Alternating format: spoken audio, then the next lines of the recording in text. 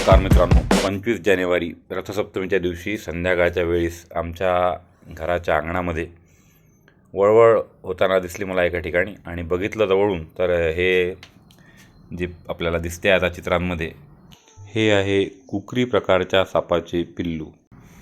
हे अंगणामधून चाललं होतं.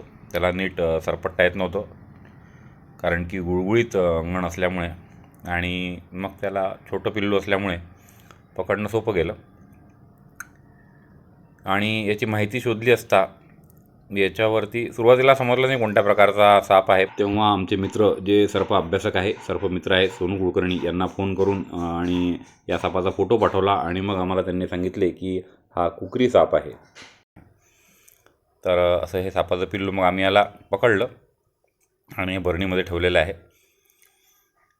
आपण बघू शकता आता स्वस्थ बसलेलं आहे.